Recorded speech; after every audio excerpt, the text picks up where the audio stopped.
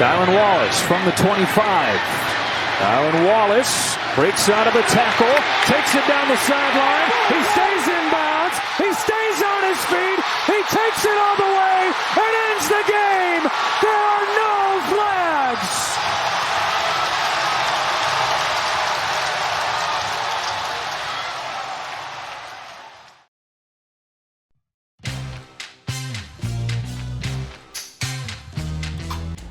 안녕하세요. 투버스터 NFL 팟캐스트입니다. 이번 에피소드는 15주차 픽입니다. 그럼 시작하겠습니다.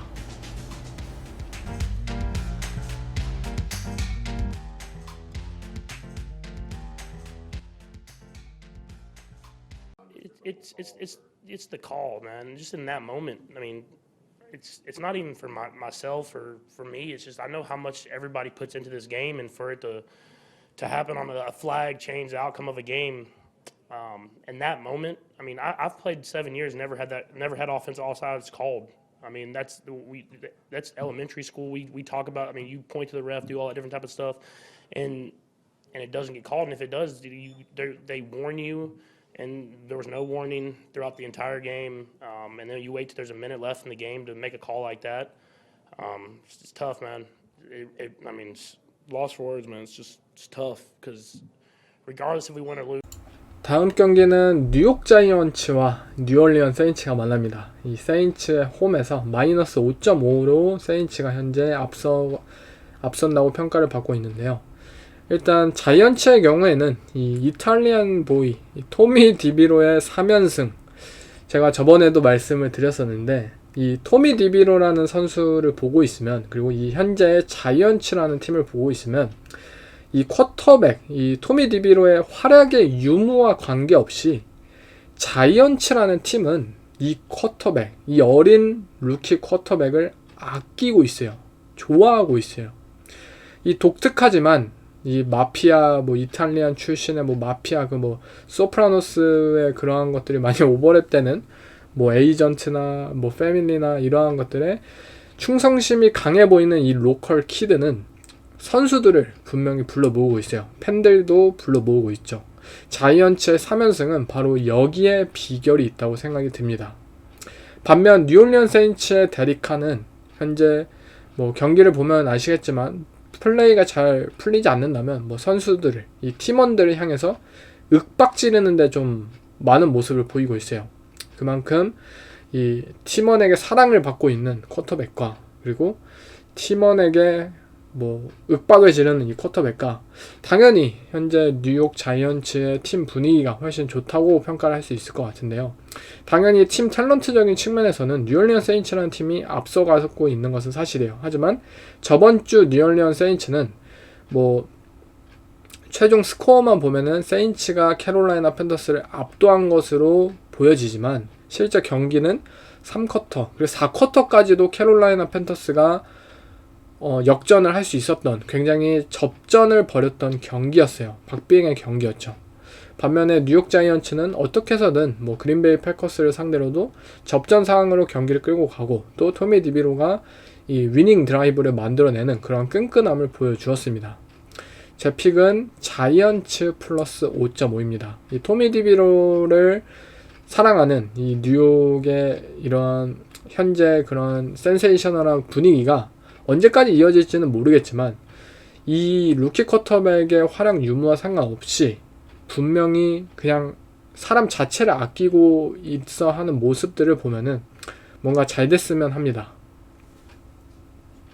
다음은 캔자스 시티 그리고 뉴잉글랜드가 붙게 되는데요. 일단 톰 브래디와 패트릭 마홈스, 이들 간의 대결이었으면 당연히 이 경기는 썬데이 나잇 풋볼 경기였겠고 엄청난 관심을 모았겠지만, 현재 뉴잉글랜드와 이 캔자스 시티와의 경기 기대할 만한 게 별로 없는 경기죠.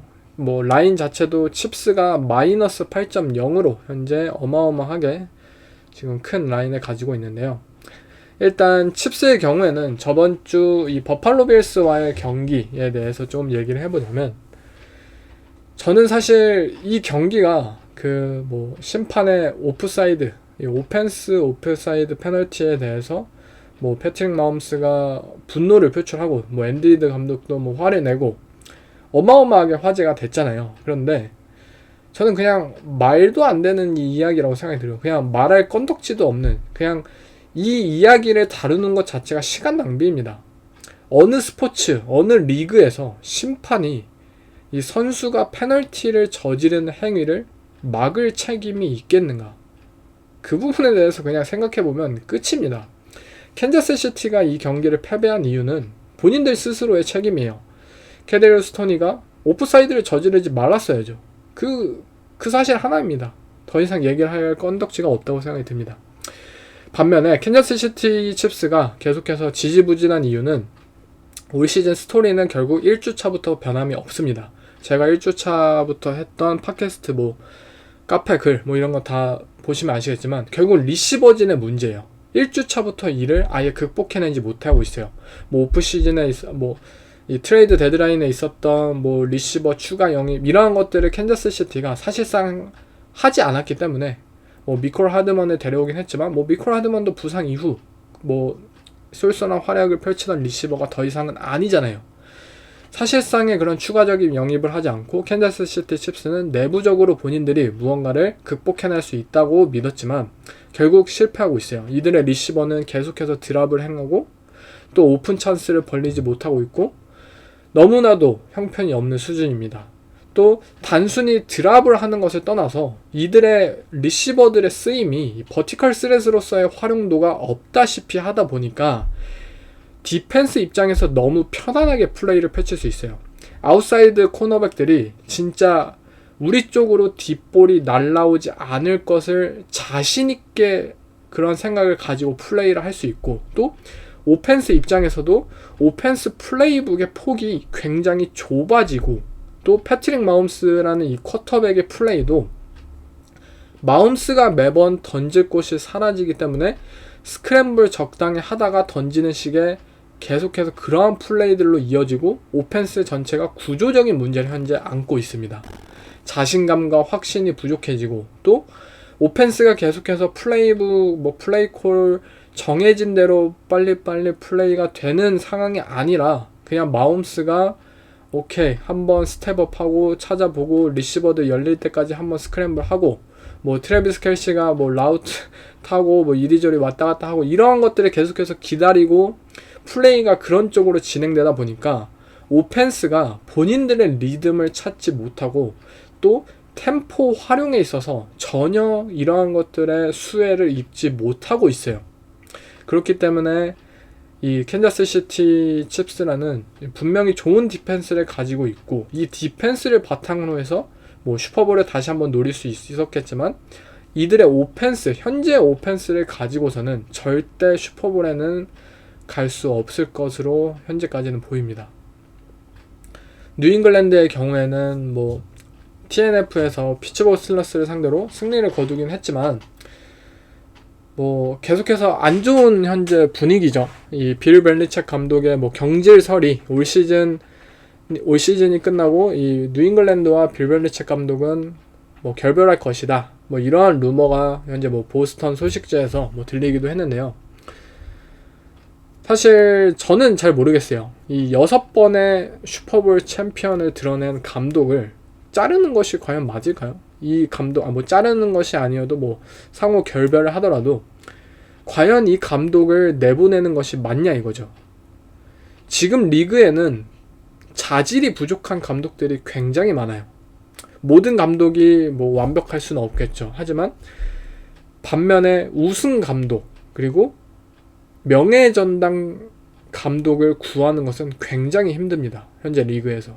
그런데 6번 우승을 거머쥐었고 명예전당을 그냥 확실시한 이 감독을 내보내는 것이 과연 맞을까? 개인적으로 곰곰이 생각해야 될 부분이라 생각하고요. 로버트 클래프트 구단주의 경우에도 빌 벨리책 감독과 지금까지 함께 했고 또 빌 벨리책 감독과 앞으로도 함께 한다고 하더라도 그 상황 속에서 얻을 수 있는 것 그리고 이룰 수 있는 것 이런 것들을 잘 저울질을 해봐야 되겠죠. 하지만 뉴잉글랜드라는 팀은 현재까지 계속해서 이 빌 벨리책 감독이 20년간 팀을 이끌었고 빌 벨리책 감독의 철학과 그리고 이들의 컬처 모든 것들이 결국 이 감독과 함께 했기 때문에 단순히 빌 벨리책 감독을 내보내고 뭐 새로운 피를 수혈한다고 해서 근본적으로 이 팀이 달라질 수 있을 거라는 대한 믿음도 분명히 없습니다. 왜냐면 감독 한 명 바뀐다고 그 팀 전체가 바뀌기에는 무리잖아요.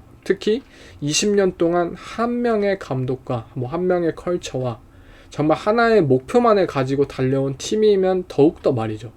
그렇기 때문에 뭐 로버트 크래프트 구단주의 결국 뜻에 모든 것이 달려있지 않나 싶은데, 제 개인적으로는 빌 벨리책 감독이 현재 시장에 나온다면 이 감독을 원할 팀들은 굉장히 많을 것이고, 과연 뉴잉글랜드가 이 이상의 더 좋은 감독을 선임하는 데 있어서 그렇게 쉽지만은 않을 것이라 생각이 듭니다. 다음 경기는 이번 주 썬데이 나잇 풋볼 경기죠. 바로 볼티모어 레이븐스 그리고 잭슨빌 제겨스가 맞붙는데요. 제겨스는 홈이지만 플러스 3.0으로 현재 언더독입니다. 제겨스의 경우 작년에 3승 7패를 거두었던 상황에서 볼티모어 레이븐스를 상대로 역전승을 만들어냈고, 그 이후 이들은 플레이오프의 런을 펼치면서 뭐 역사상 최고의 뭐 플레이오프 뭐 역전승을 만들어내기도 했었죠. 현재 두 팀은 이 디비전 우승 확률이 높은 팀이기도 하고, 앞으로 플레이오프에서 다시 만날 그러한 가능성이 굉장히 높은 팀들인데요. 그렇게 이번 경기에 기선제압을 해야만 하지 않을까 싶네요.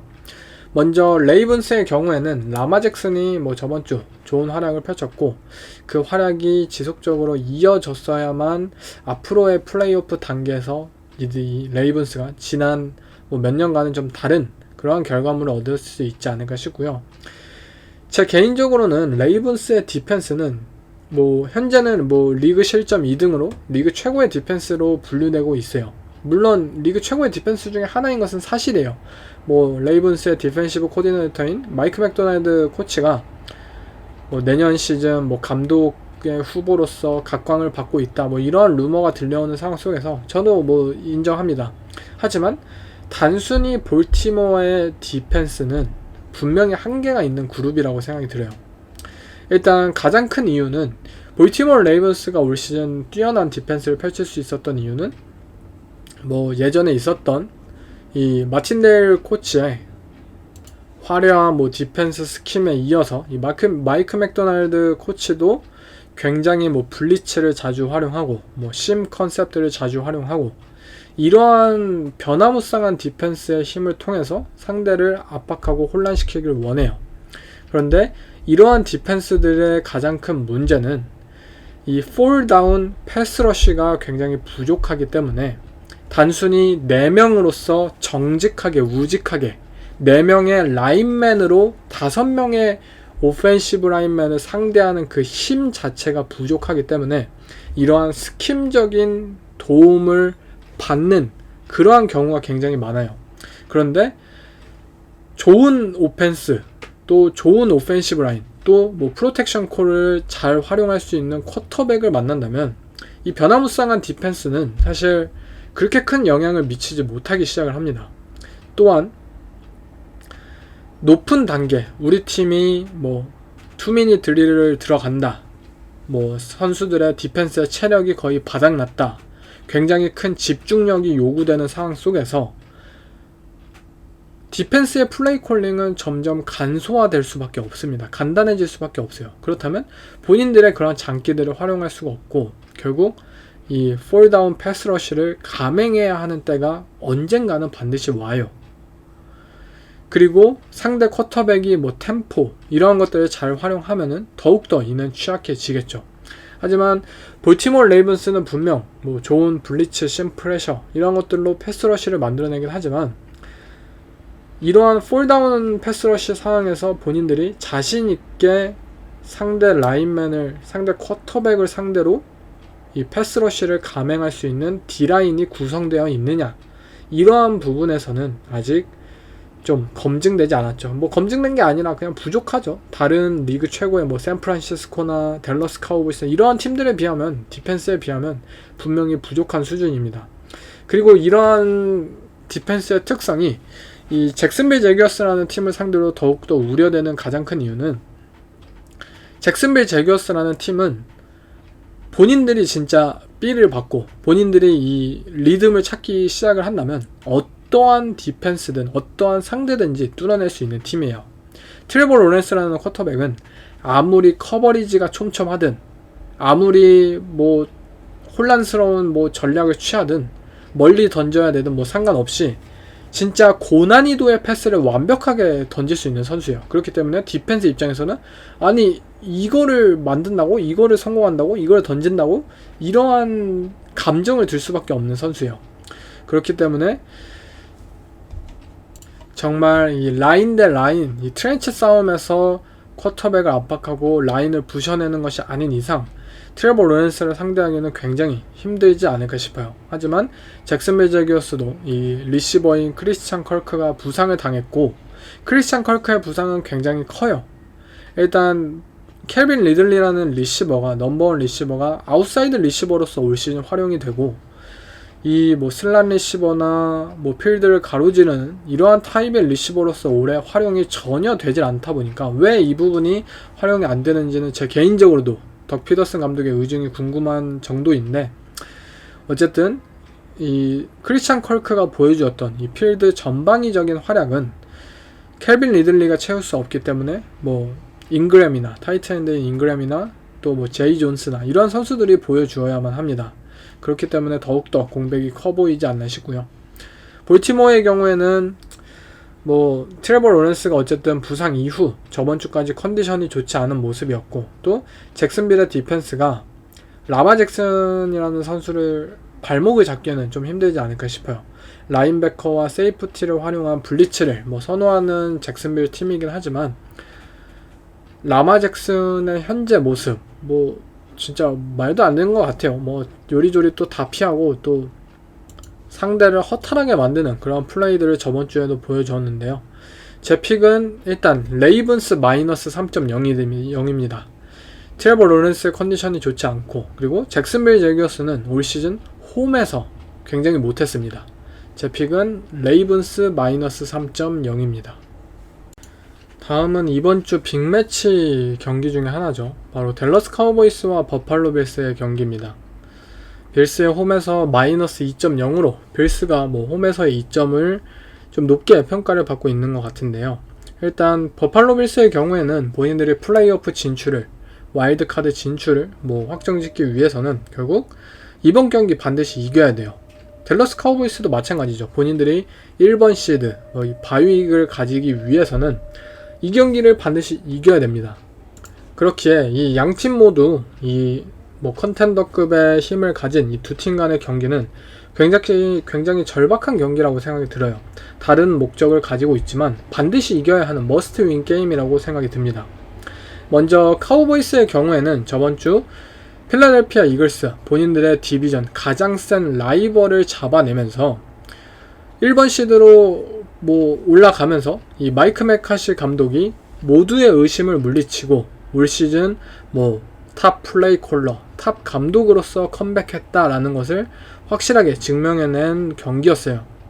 제 개인적으로도 정말 대단한 시즌을 일단 보여주고 있다고 생각을 하고요. 그동안 마이크 맥카시 감독에 대해서 많은 비판을 해왔지만 인정할 땐 인정해야죠. 칭찬할 땐 칭찬해줘야 합니다. 분명히 마이크 맥카시 감독의 올 시즌 댈러스 카우보이스 뭐 덱 프레스캇이 뭐 MVP 시즌급의 오펜스 퍼포먼스, 뭐 커리어 하이 시즌을 보내고 있는 것도 사실이고 또 디펜스가 뭐 작년, 재작년에 비해서 좀 아쉬운 상황 속에서도 이러한 결과물을 거두고 있다는 점 분명히 대단하다고 생각이 듭니다.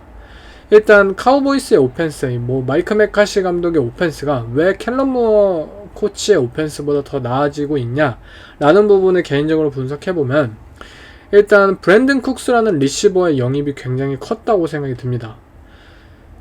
댈러스 카우보이스는 사실 작년까지도 느꼈던 것이지만 은근히 리시버진에 대한 부족함을 굉장히 느꼈던 팀이었어요. 물론 양악을 하고 뭐 약팀들을 상대로는 뭐 토니 폴라드 한 명만 있어도 뭐 게임을 끝낼 수 있었던 그러한 팀이지만 상위 라운드에 갈수록 더 강한 팀들을 만날수록 댈러스 카우보이스는 리시버진이 분명히 아쉽다는 그러한 인상을 매번 남겨주었어요. 그런데 마이크 갤럽이라는 이 엑스 리시버가 장기 계약을 맺고 그 후로 부진한 상황 속에서 CD램이라는 리시버는 이 슬롯 리시버로서 댈러스 카우보이스는 활용을 하기를 원하고 또 그 또한 이 슬롯 리시버로서의 그러한 미스매치업에서 가장 특화된 리시버이기 때문에 우리가 흔히 말하는 뭐 G 리시버, 이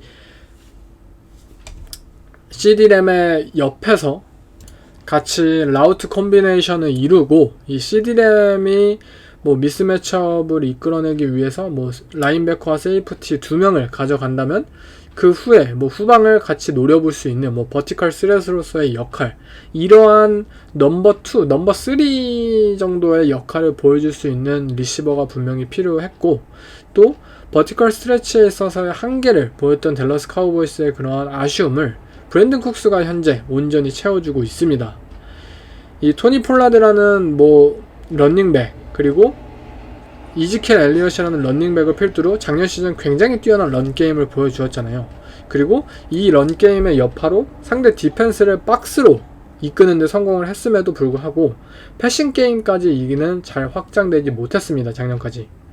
하지만 이제는 브랜든 쿡스가 활약할 수 있는 그런 무대가 펼쳐지면은 계속해서 뭐 CD램을 뭐 인사이드 인브레이킹 라우트로 보내고 그러한 상황 속에서 세이프티의 견제가 들어가면 뭐 브랜든 쿡스를 뭐 계속해서 뭐 뒷볼을 던지게 되는 뭐 덱 프레스캇도 굉장히 편안하게 뭐 호흡을 맞춰줄 수도 있고 좋은 역할을 계속해서 보여주고 있습니다.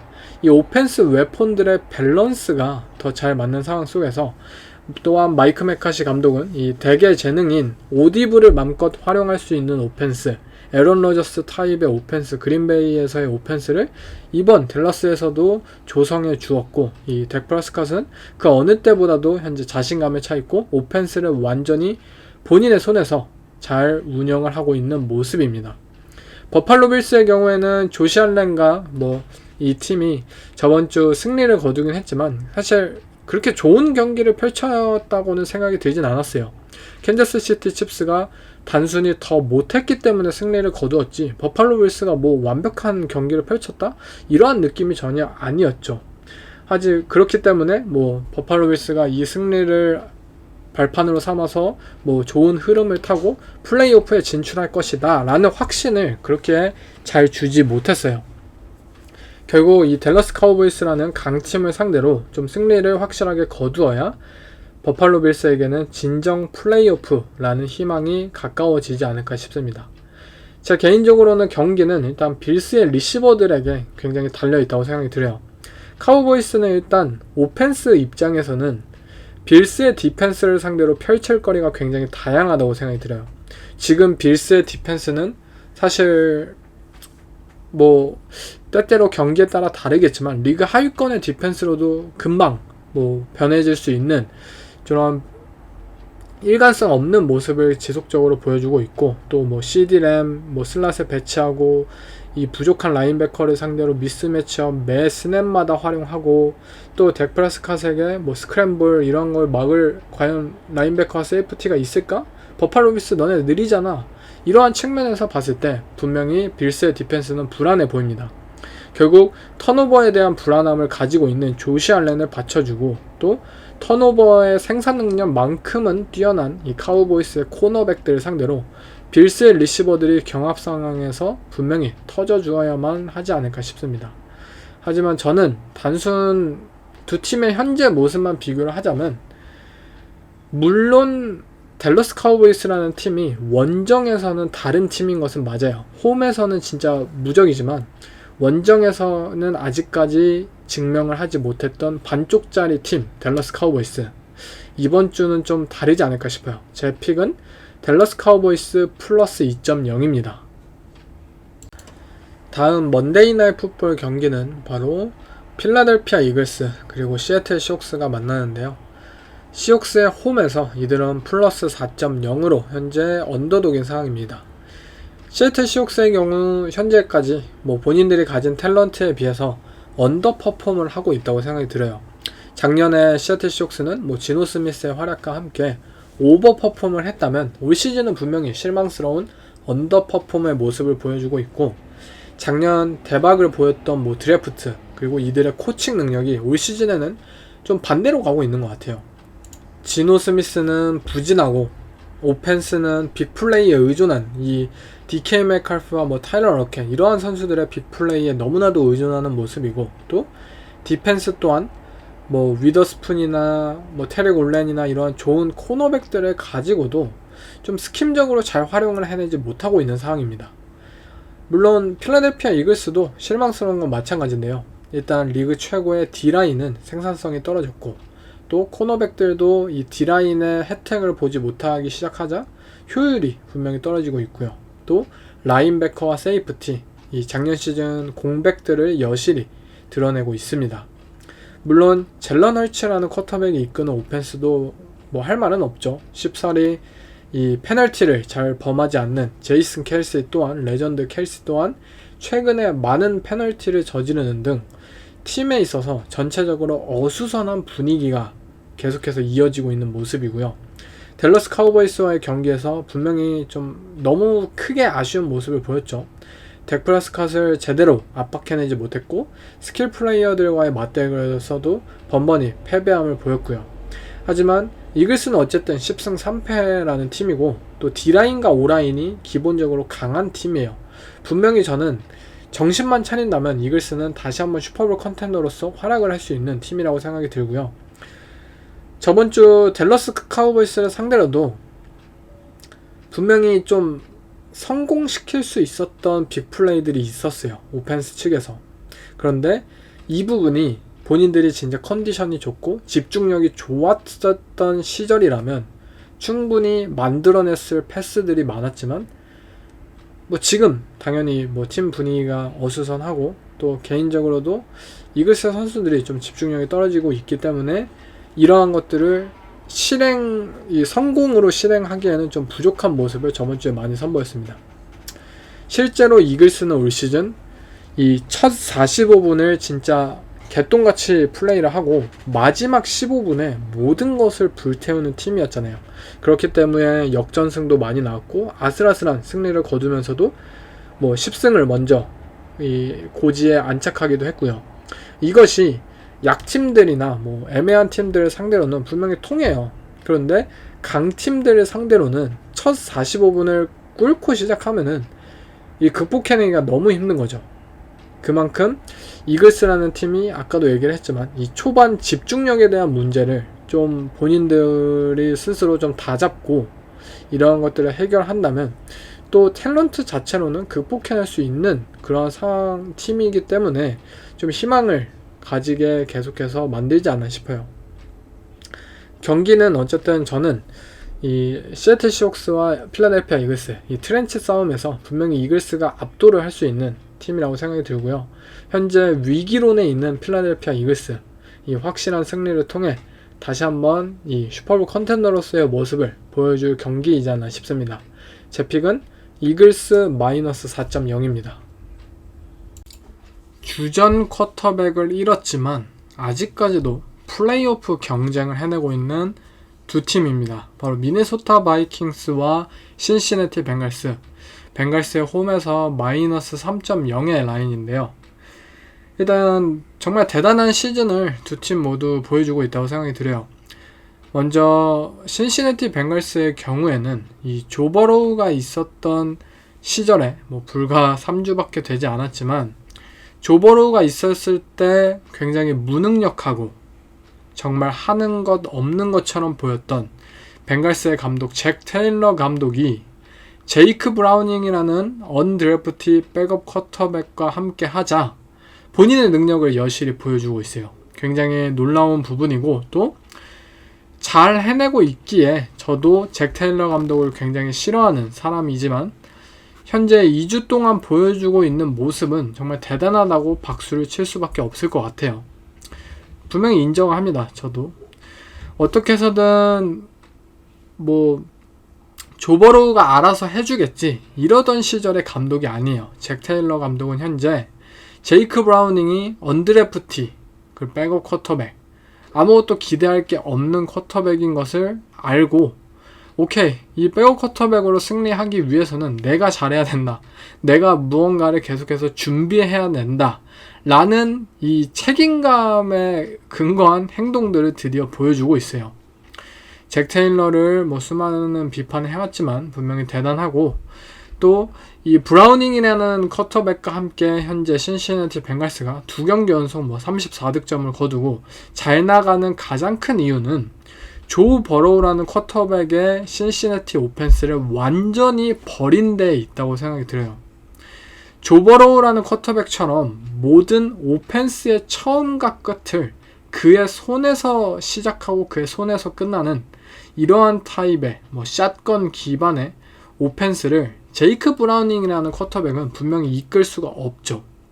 당연히 주전 쿼터백과 뭐 백업 쿼터백의 역량 차이도 있겠고, 조 버로우라는 쿼터백이 사실 리그에 얼마나 있겠어요. 정말 엘리트 쿼터백 중에 한 명으로서 그를 대체할 수가 없어요. 그렇게 그가 펼치던 오펜스를 신시내티 벵갈스는 제이크 브라우닝과 함께 펼칠 수 없다는 사실을 본인들이 잘 인지를 하였고, 그렇기에 제이크 브라우닝을 위한 오펜스, 그동안 신시내티에서 볼 수 없었던 언더센터 기반의 이 플레이들을 이어가고 있고, 11 퍼스널, 리시버 기반의 뭐 패싱 기반의 11 퍼스널이 아닌 헤비 퍼스널을 사용하면서 플레이 액션, 이러한 요소들을 제대로 활용하면서 쿼터백을 도와주고 있는 모습이에요.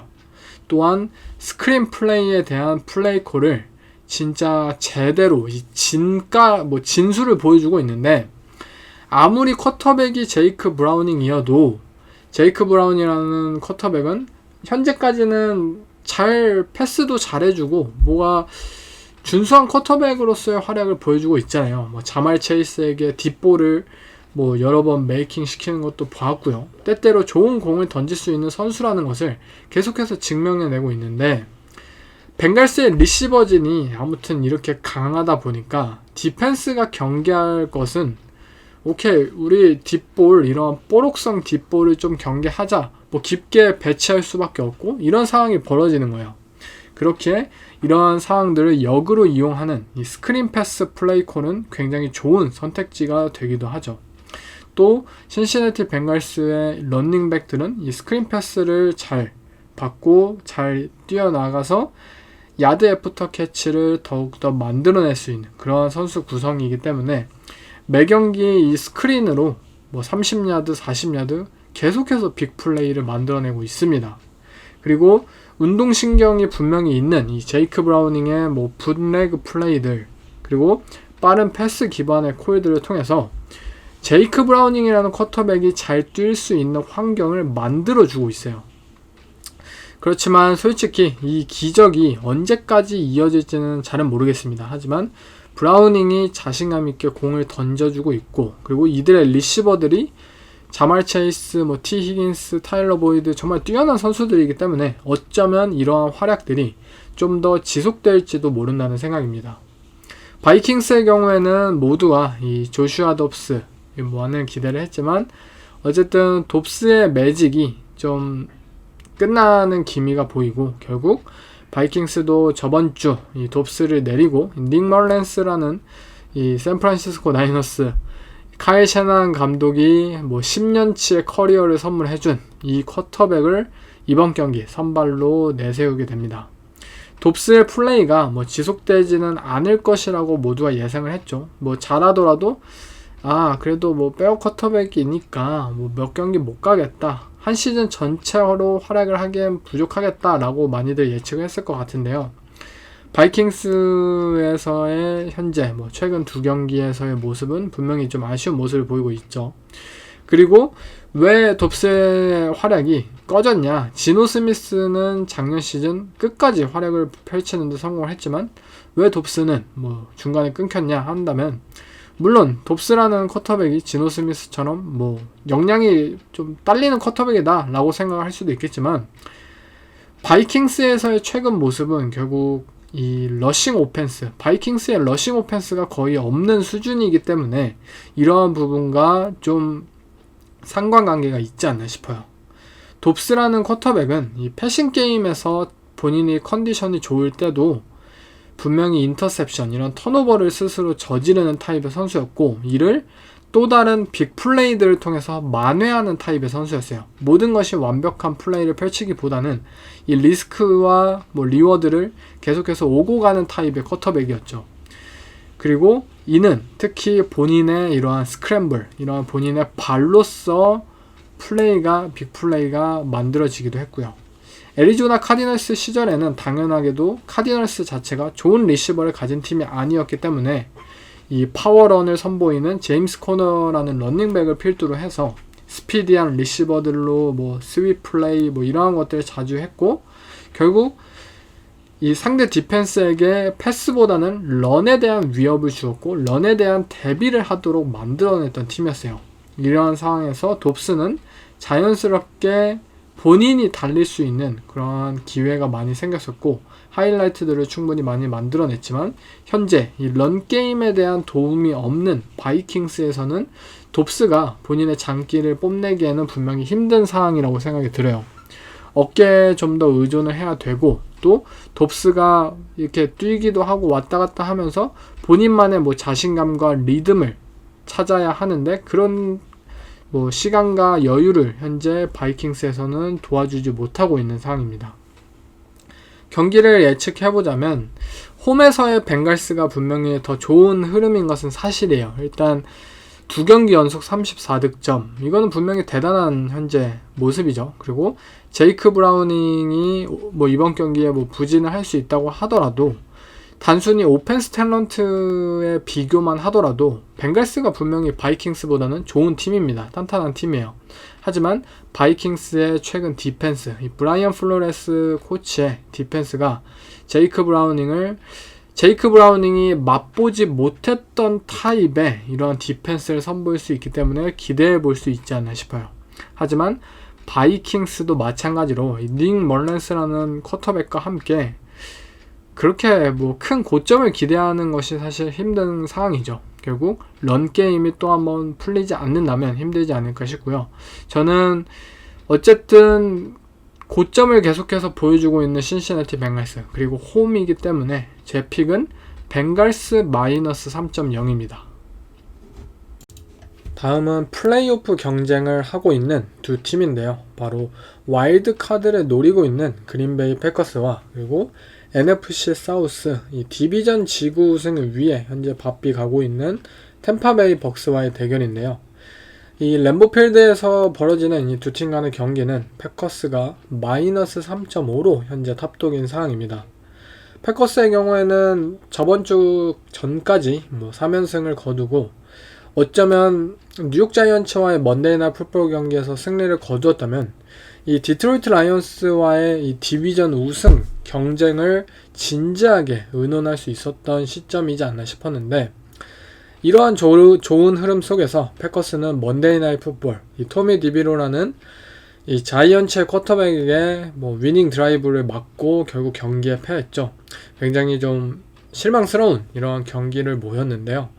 일단 패커스의 경우 이러한 부분이 좀 더 걱정되는 부분은, 굉장히 젊은 팀이잖아요. 리그에서 가장 젊은 팀이기 때문에 이러한 부진이 어쩌면 좀 더 깊게 오래 갈 수도 있다라는 성질을 가지고 있습니다.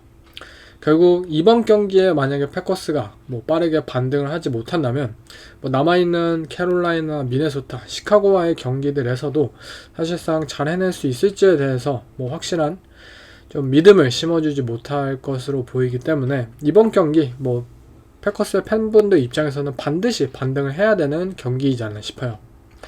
일단 그린베이 패커스의 뭐 저번 주 경기에서도 가장 아쉬웠던 점은 이 뉴욕 자이언츠의 토미 디비로라는 루키 쿼터백에게 너무나도 쉽게 위닝 드라이브를 만들어줬다는 거예요.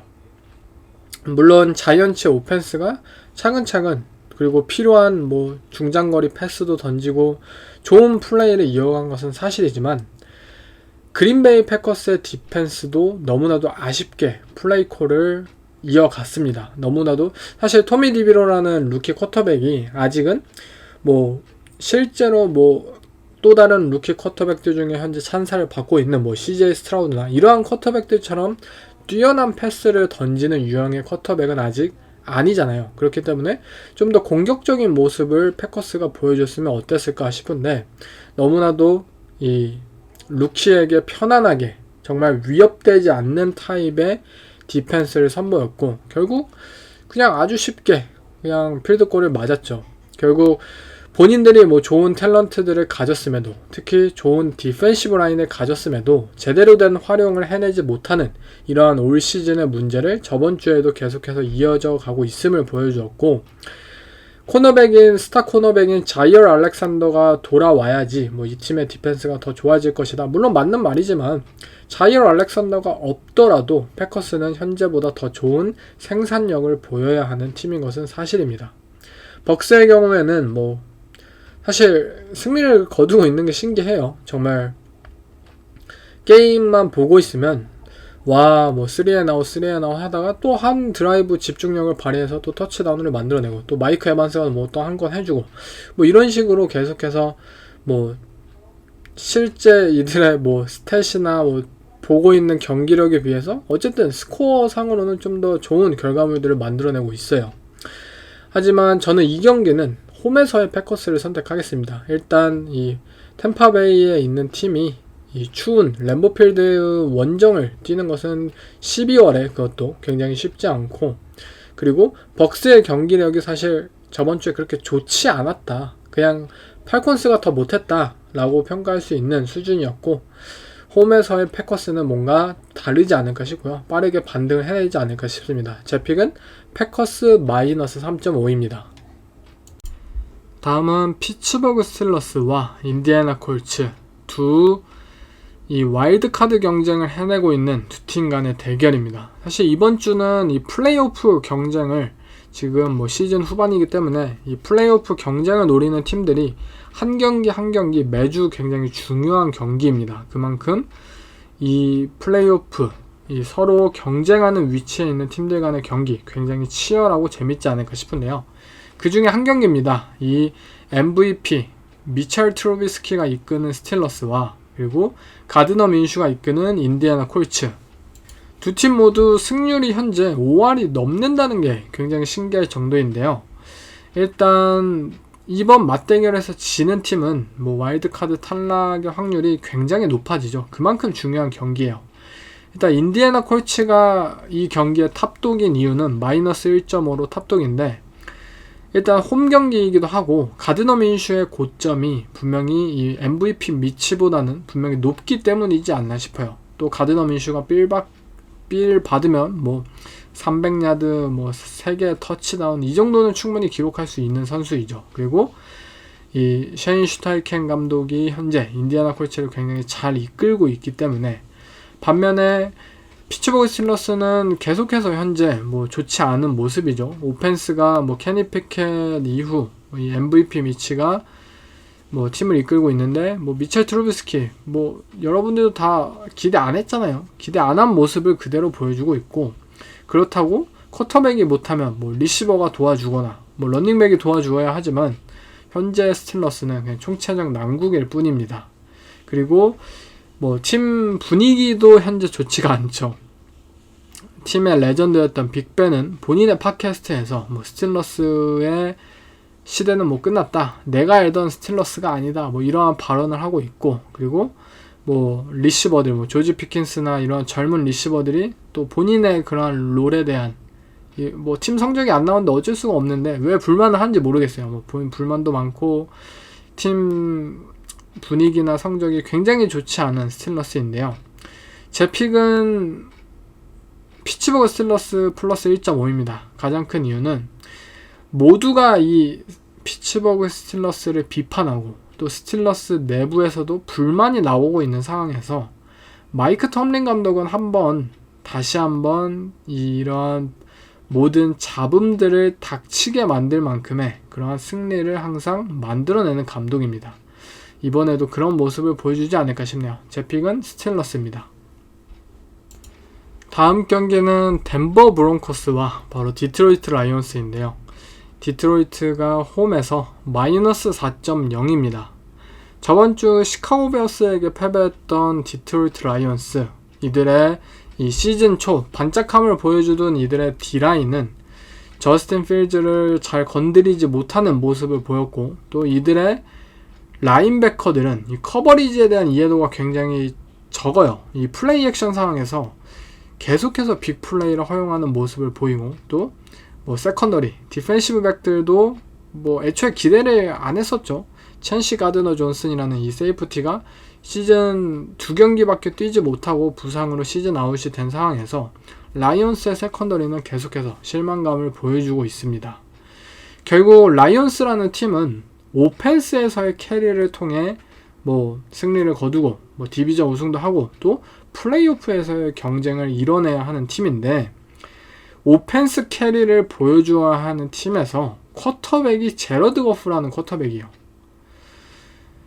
제러드 거프라는 쿼터백이 이 디트로이트 라이온스가 시즌 초에 잘 나갈 때 뭐 MVP 후보에도 오르고 제러드 거프 괜찮은 쿼터백 아니냐, 몸값도 현재 기준으로는 싸고 해자다, 뭐 많은 분들이 이렇게 예상을 뭐 말도 하고 했겠지만, 저는 이 제러드 거프라는 쿼터백을 애초에 신뢰를 아예 안 해요.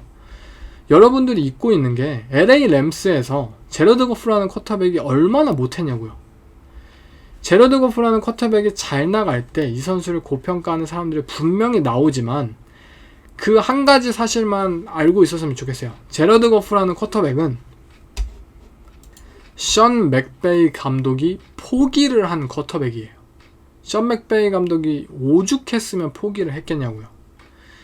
시카고 베어스와의 경기에서도 이 시카고 베어스의 갖가지 뭐 블리츠 이런 프레셔 컨셉에서 진짜 프레셔에 대한 대처가 아예 1도 없는 수준을 다시 한번 보여주었고, 시카고 베어스의 블리츠들을 상대로 뭐 인터셉션도 하나 던지고 너무나도 쉽게 당황함을 그대로 보여주었습니다. 경기가 준비된 대로, 본인들이 준비된 대로 풀린다면 제러드 거프는 분명히 좋은 쿼터백이에요. 하지만 본인의 리듬을 쉽사리 찾지 못하고 디펜스가 먼저 주도권을 가지고 경기가 풀리게 된다면 제러드 거프는 리그 최악의 쿼터백이 될 수도 있는 선수입니다. 너무나도 기복이 심하죠. 덴버의 경우에는 저번 주 차저스를 상대로 좋은 승리를 선보였습니다. 특히 가장 최근 이 덴버의 디펜스가 좀 좋은 모습을 보이고 있다는 점, 이 부분을 인상 깊게 봐야 되는데요. 일단 저번 주에도 충분한 프레셔를 가하면서 최근 3주 동안 이 색을 유발하는 그런 비율이 굉장히 높은 수준이에요. 이 프레셔를 가할 수 있는 디펜스의 모습으로 시즌 초 최악의 퍼포먼스를 선보였던 디펜스의 모습과는 분명히 다른 모습을 덴버의 디펜스가 보여주고 있어요. 결국 이 경기 자체는 제러드 거프와 디트로이트 라이온스가 경기 초반에 이 본인들이 좀 주도하고 리드할 수 있는 이 그런 초반 전략이 통하냐, 이 부분이 굉장히 중요하겠고, 만약에 시카고와의 경기처럼 갈피를 잡지 못한다면 브론코스에게도 분명히 업셋의 기회가 있는 경기라고 생각이 듭니다. 저는 픽 자체는 현재 이 라이온스의 경기를 보고 있으면 최근에 특히 디펜스에 있어서 선수들이 뭔가 정신적으로 지쳐하는 모습을 보여주고 있어요. 뭘 하나 꼭 짚기는 애매한데 디펜스 오프사이드가 나와서 저스틴 필즈가 터치다운을 만들었던, DJ 무어한테 터치다운을 던졌던 그 플레이를 보시면 아시겠지만, 뭔가 선수들이 에이든 허친슨이 오프사이드를 범하긴 했지만 뭔가 선수들이 좀 정신적으로 좀 힘들어하고 있는 모습을 알 수 없게 제 개인적으로 느꼈어요. 그렇게 션 페이튼 감독이 이러한 것들을 충분히 잘 노려볼 수 있지 않을까 싶습니다.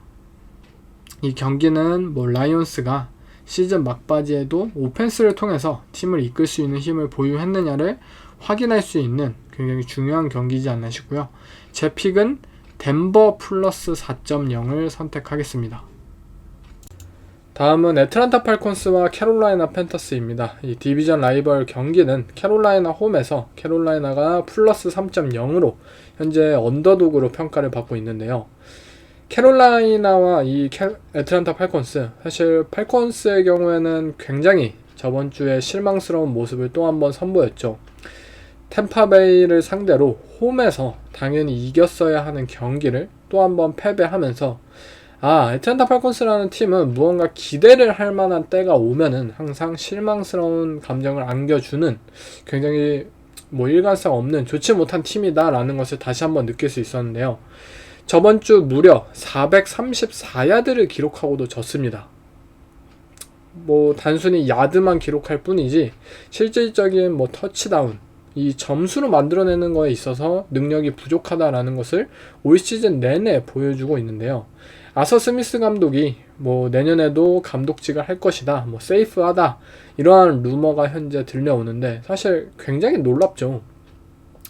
이러한 팀 탤런트를 가지고도, 이러한 오펜스 탤런트를 가지고도 현재 애틀랜타 팔콘스의 오펜스가 뭐 탑급으로 분류되진 않잖아요. 그러한 결과물을 만들어내지도 않고, 그런데 어떻게 해고해서 안전할까라는 굉장히 관대한 뭐 리그이지 않나 싶네요. 이런 부분에 있어서는. 캐롤라이나 팬터스의 경우에도 긍정적인 면을 현재 한 끗도 보여주지 못하고 있어요. 단순히 우리가 뭐 시즌 성적이 좋지 않더라도 내년 시즌을 기대하기 위해서는 그래도 시즌 말미에 조금이라도 긍정적인 시그널을 선보여야지 그것이 내년에 대한 기대로 이어지고 우리가 그를 바탕으로 해서 무언가의 계획을, 뭐 방향을 설정할 수 있는 것인데, 캐롤라이나 팬터스의 경우에는 그런 시그널 자체가 아예 없다 보니까 아 진짜 어떻게 뭐 내년 시즌을 준비해야 될까, 우리가 어떻게 나아가야 될까, 그러한 부분에 있어서 아직도 좀 불확실한 부분이 너무나도 큽니다. 그렇기에 뭐 남은 뭐 3-4경기라도 무언가를 좀 보여주어야 하지 않나 싶네요. 일단 경기는 저는 팔콘스는 어쨌든 전진을 해내는 팀입니다.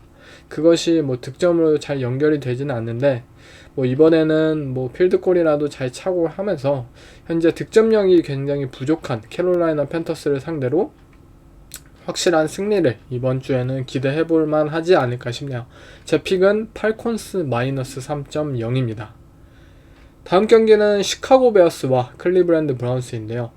브라운스 홈에서 마이너스 3.0으로 브라운스가 현재 뭐 주전 쿼터백인 드션 왓슨의 이 시즌 아웃 이후에도 굉장히 좋은 플레이들을 지금 보여주고 있습니다. 일단 브라운스의 쿼터백 이 조 플라코라는 38살의 전직 슈퍼볼 MVP 출신의 이 쿼터백이 현재 굉장한 활약을 펼치고 있어요.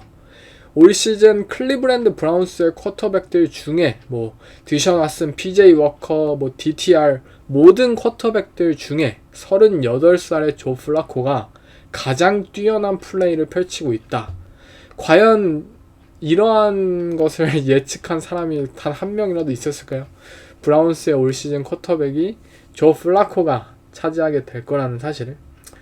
뭐 그만큼 이 조 플라코도 이 브라운스라는 팀이 굉장히 좋기 때문에 강력한 디펜스를 가지고 있고 좋은 러싱 게임, 그리고 좋은 오펜시브 라인, 그리고 오펜스에 뭐 프렌들리한 이 플레이 콜을 내려주는 감독까지 이 38살의 조 플라코가 다시 한번 마지막 불꽃을 피우는 데 있어서 많은 도움을 현재 받고 있습니다.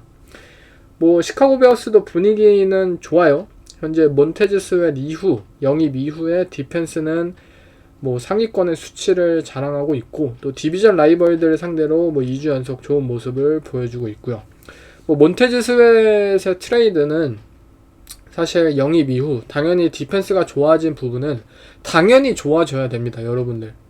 이것은 단순히 몬테즈 스웨트를 영입하면은 우리가 이미 막대한 돈을 투자하였고, 그리고 사실상 1라운드 픽에 가까운 그 2라운드 픽을 주고 난 후에 당연히 디펜스가 안 좋아지면 안 되겠죠. 당연히 이 선수를 영입했기에 디펜스가 좋아지는 것이 당연한 거고, 이와 별개로 몬테즈 스웨트이라는 선수의 트레이드는 오버페이가 맞습니다. 연장 계약 그리고 트레이드 픽 이런 것들은 오버페이가 맞고 단지 좋은 결과를 내고 있고, 뭐 더 좋은 결과를 내면 좋은 것이죠, 시카고 베어스 입장에서는.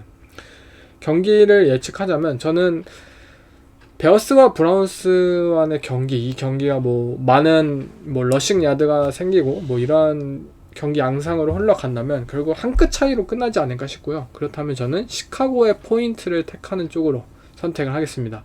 제 픽은 시카고 베어스 플러스 3.0입니다. 다음 뭐 샌프란시스코와 애리조나 카디널스의 홈에서 플러스 12.5인데요. 현재 나이너스가 최고의 폼을 가진 것은 사실이죠. 최고의 팀이라고 NFC, AFC 뭐 통틀어서 뭐 모두가 인정을 하고 있는데, 애리조나 카디너스는 카일러 머레이가 분명히 이 홈에서 상대 팀들을 좀 혼란시키게 할 만한 그러한 경기력을 보여주지 않을까 싶네요. 제 픽은 카디널스 플러스 12.5입니다. 다음 경기는 워싱턴 커맨더스와 LA 램스인데요.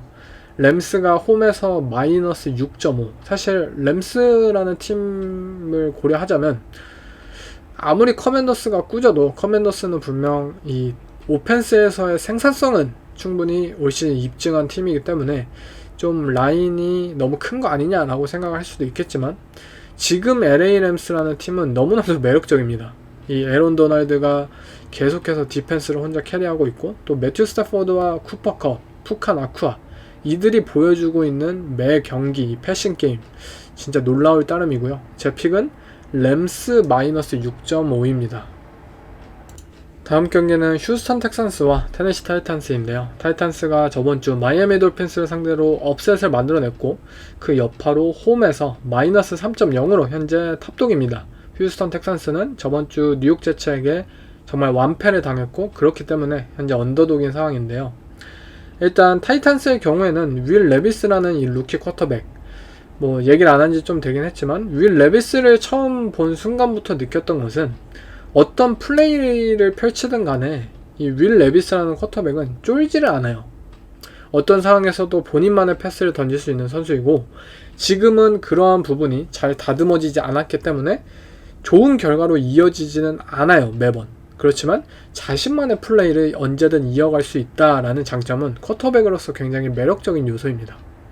또 타이탄스 디펜스는 뭐 마이애미 돌핀스를 상대로도 뭐 좋은 모습을 보였죠. 타이리ಕ್ 힐이 빠졌을 때 뭐 템파2 뭐 주로 사용하면서 이들의 리시버들을 막는데 잘 사용을 했고 휴스턴 텍산스의 경우에는 뭐 퀴넨 윌리엄스를 잘 막지 못했던 이 오라인이 저번주 좀 터져버리는 좀 아쉬운 모습을 펼쳤고 하지만 CJ 스트라우드는 그래도 최선을 다하는 모습을 보여주면서 아직 이 선수의 뭐 활약이 끝났다라고 평가하기에는 좀 이른 것 같아요. 좀 더 무언가를 보여줄 수 있는 선수라고 생각이 들고요.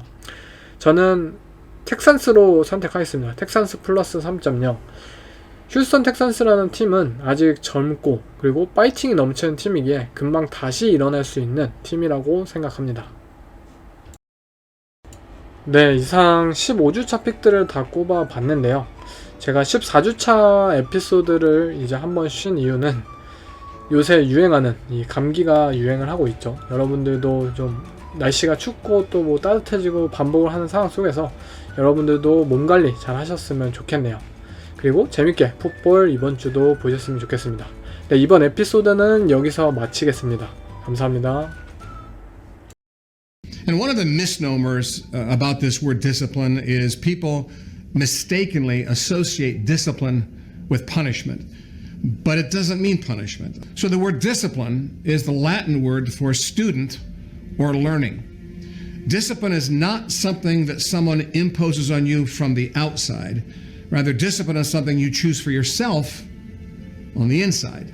So here's a way to think about it. Discipline is you making the decision to get better every day by consistently applying principles and standards to your life. So discipline is something that you choose for yourself, not something that someone does to you. Discipline is about doing what is necessary in that pathway, in that journey, not what's comfortable. And of course, if you're going to pursue being a little bit better every day, it's not always going to be easy. It's going to be difficult. But if you're discipline driven, then you're going to make a commitment to do those things that you need to do. So discipline means you making the decision to be better every day by consistently applying principles and standards to your life, to your life, to your life, to your life.